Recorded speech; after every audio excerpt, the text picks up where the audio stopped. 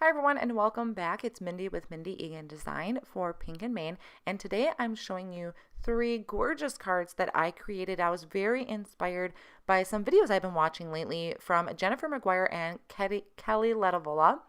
Sorry if I sound a little funny today. I think I have allergies. Pollen is really bad and I've been really stuffed up, so I apologize if I sound a little funny. What I had showed you there were 2 stamp sets. The Thinking of You is the one I used. I did not end up using that Kindness one. So starting out my card, I'm only going to be creating the one here for you. I took some distress inks and I spread them across this watercolor cardstock. This is Canson watercolor cardstock. So I just spread that down and then spritzed heavily with water. And then you can see I'm just picking that up, tilting that all around. I did make sure to choose 2 colors that will mix well together. So the yellow and the blue will create this really beautiful green. A previous card I had done with these colors were a little bit more vibrant. This one, I think it was just a matter of I added more water to this one than I had in the first time I had tried this out. So now I'm just going to take my heat tool and I'm going to push my cardstock down a little bit and make sure this is nice and dry, and it's going to leave me this gorgeous watercolor background. So this is something that I had kind of picked up from Jennifer McGuire in one of her videos. I thought it was a really cool technique to get that watercolor effect without really having to dig out my watercolors. So now that this is dry, another trick that I had kind of discovered was I'm taking a sheet of copy paper and I'm laying that down because it is kind of warped from me drying it. And I ran that through my Big Shot machine. So now it's a really nice flat piece that I can stamp on. I'm going to put this in my MISTI, and I'm using this big, gorgeous stamp from Pink and Main off of the Thinking of You stamp set. The middle sentiment had come out. There's an open area so you can change up your sentiment to how you like. And I'm going to use the Gina K Designs Amalgam ink. This is watercolor safe, copic friendly, colored pencils. So I'm giving this a try. I hadn't really used this much yet. So I'm giving this a try since I wanted to do a little bit of copic coloring on my stamp. So I did stamp that twice because since this is Canson watercolor paper, I really need this ink to get into the fibers so that I make sure I have those definition of the flowers. And now to stamp my sentiment, I was going to do this right away on this one. I'm using this acetate sheet from Simon Says Stamp that has the grid on it, lines perfectly up on my card, and I can line my sentiment up on those lines. And then just pick that up with the door, remove my sheet, and come in and stamp that. That moving that you just saw, I have to tell you, my phone is what I record with, and it hangs over on this like extended arm, and I bumped my head because I was trying to make sure my stamp was lined up really nice. So I'm sorry for that movement.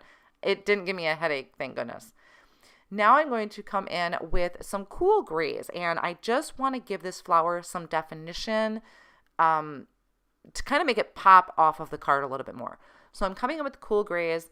I used C4, 3, 2, and 1. The C4 I came in with at the end. So I'm pretty much starting with the C3 and blending out lightly with the C2 and C1.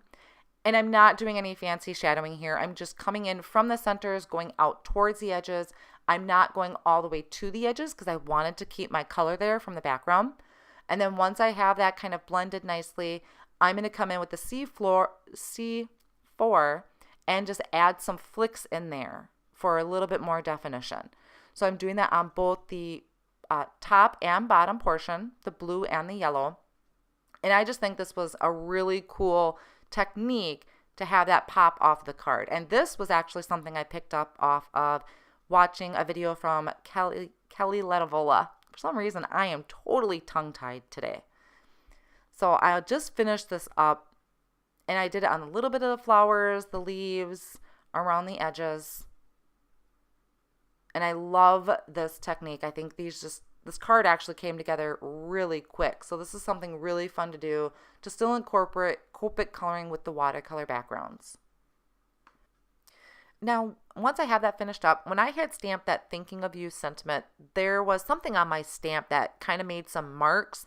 And I wasn't happy with it. I didn't want to leave it that way. So I'm going to cover it up with a strip of black cardstock that I'm going to stamp the Thinking of You sentiment on in some clear embossing ink. And then I'm going to heat emboss it with silver embossing powder. So This will allow me to still save that beautiful background I had, and I can cover up those little marks that it had left on there. So I'm using the Simon Says Stamp Clear Ink, which is a sticky ink, great for heat embossing. And I had prepped my cardstock with an anti-static powder tool so that nothing sticks to the card that I don't want to.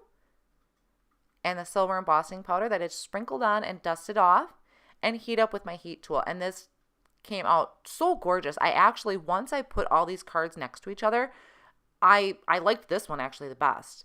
But I had already put my embossing stuff away, so I wasn't going to redo the rest of them. So I just get this funneled back into my container, and I can start looking at getting my card put together. So there I just set it right in between, and I had trimmed that down so it did still show those stitched lines. I wiped the black cardstock clean with a Swiffer cloth just to remove any excess powder that was on there.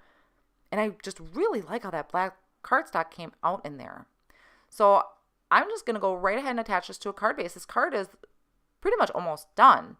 Like I said, these are really easy. These would be nice to actually mass produce if you're looking at maybe some thank you cards. You could find a sentiment for a thank you and do some maybe end of the year teacher gifts. That's what's on my mind lately. I just wanted to use the thinking of you, which also can be used for teacher gifts. And I'm popping that black cardstock up with some foam tape just to give it a little bit of dimension. And to add a little bit of interest to the card, I'm going to be using some silver glossy dots from Pink and Main. These are just something nice to kind of put around the area. They also have colored ones available at Pink and Main, so you could add some maybe blues or yellows if that's the background you had chose.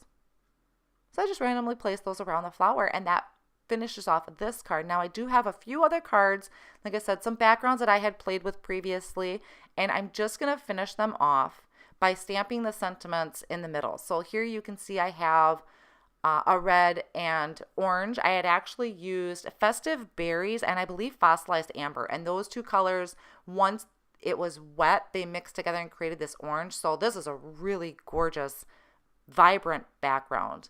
And like I said, I had already put my embossing stuff away. Otherwise, I definitely would have added the black. I think that black with the silver was a really nice touch, but these still look just as gorgeous. And I had done similar shading to each of the flowers to kind of make those pop off the card a little bit. Also on this Thinking of You stamp set from Pink and Main is this little arrangement of dots. And I thought this would be really cool to stamp around the flower image. So I prepped my stamp a little bit to kind of break it in on some scratch paper. And I'm just going to turn my card, and I'm adding these dots, and they fit really well in between a lot of the flower arrangements that are on here. So that's what I did. I just took the ink, used an acrylic block, and just went around the card and added those. And I thought that was a really nice look to add around that floral image. So I can definitely see doing some more of these cards like this again. Like I said, these are great for, you know, having something on hand if you want to mass produce some cards. So I hope this inspired you. I definitely thank Kelly and Jennifer for inspiring me to create some of these backgrounds with some of the supplies that I have on hand. I will have the supplies listed down below and also on my blog. If you enjoyed this video, please give it a big thumbs up and subscribe to my channel if you haven't already done so. Thank you so much for watching, and I will catch you next time.